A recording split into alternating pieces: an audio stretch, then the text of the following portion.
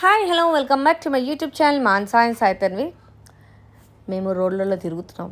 ఎందుకు అంటే మేము ఇల్లు షిఫ్ట్ చేద్దామని ప్లాన్లో ఉన్నాము. అందుకోసమే వీరుకి మా నిధికి స్కూల్ దగ్గరలో చూద్దామని ఇల్లు సర్చింగ్లో ఉన్నాం. కానీ ఒక్క ఇల్లు కూడా ఖాళీ లేదండి. ఉంటే కూడా మీరు ఎంతమంది ఉంటారు అని చెప్పి ఒక క్వశ్చన్. ఇద్దరైతే ఇస్తాము, ముగ్గురు పిల్లలు అంటే మేము ఇయ్యం. అదేంటి నాకు అర్థం కాదు. ఇల్లు ఉన్నప్పుడు ఫ్యామిలీ ఉంటుంది కదండి, ఇద్దరో ముగ్గురో పిల్లలు ఉంటారు. వాళ్ళకి మనము బయట పెడతామా? ఇంట్లోనే పెట్టుకుంటాం కదా. చుట్టాలు వస్తే ఎక్కువ చుట్టాలు కూడా రావద్దంట, డిమాండింగ్ వాళ్ళది. అంటే ఇండిపెండెంట్ హౌస్ మళ్ళీ అపార్ట్మెంట్స్ అనగానే మనం చూస్తున్నాం కదా, రెంట్కనే వెళ్తుంటే ఇంత డిమాండ్ చేసేస్తున్నారంటే ఓనర్స్.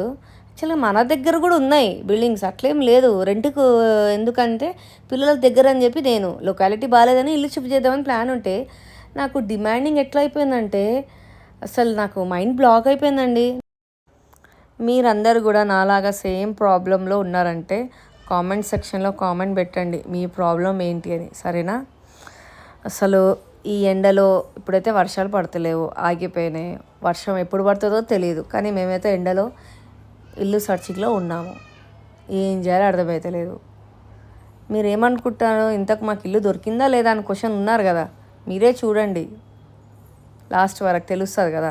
నేనైతే ఆఫ్టర్ లాంగ్ టైం వీడియోస్ చేస్తున్నాను. ఐ థింక్ 1.5 month తర్వాత పెద్ద బ్లాగ్స్ పెడుతున్నాను. కొంచెం నేను బిజీ ఉండే అనమాట, అందుకోసమే కొంచెం డిలే అయింది. ఇప్పుడు బ్యాక్ టు బ్యాక్ వీడియోస్ పెడతాను. మీరందరూ కూడా నాకు సపోర్ట్ చేయండి. మానస సాయితన్వి యూట్యూబ్ ఛానల్లో గల్లీ గల్లీ తిరుగుతే కూడా నాకైతే రెంట్ హౌస్ దొరకలేదు. కానీ ఇంకా చూస్తున్నాము, నేను మా హస్బెండ్.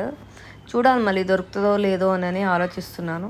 నా పిల్లలకైతే స్కూల్కి దగ్గరలో అని చెప్పి ఫిక్స్ అయ్యాను, కానీ ఒక్కటి కూడా నాకు దొరకలేదు.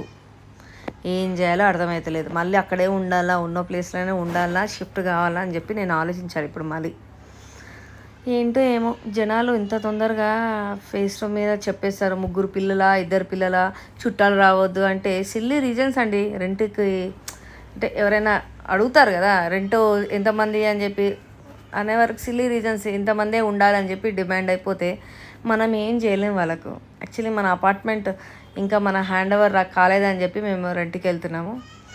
ఎన్ని ఫేస్ చేయాలో ఏమో ప్రాబ్లమ్స్, పిల్లల గురించి స్కూల్ దగ్గరలో వెళ్ళి చూసుకోవాలంటే. యాక్చువల్గా మా బేబీకి అసలు ఇష్టం లేదు, కానీ రెంట్కి అని చెప్పి వెళ్తున్నాను. నాకు మా బేబీకి ఇష్టం లేదని నేనే కావాలని, నాకు చెరుకు నీళ్ళు కావాలని చెప్పి అక్కడ ఆగితే తను లేడు చెరుకు నీళ్ళు తాగాలని చెప్పి వెళ్ళిపోయాము. ఇంటికి వెళ్తున్నాం కానీ ఒక్క ఇల్లు దొరకలేదు. ఇక మా బేబీ ఎంత హ్యాపీయో, అమ్మయ్య రెంట్ హౌస్ వెళ్తానేమో, మళ్ళీ మన ఇంట్లోనే ఉంటున్నాము పిల్లలను తీసుకొని అని చెప్పి. వీడియో ఎలా ఉంది కామెంట్ సెక్షన్లో కామెంట్ పెట్టండి, సరేనా? టాటా బాబాయ్. Subscribe my channel Mansa and సాయితన్వి.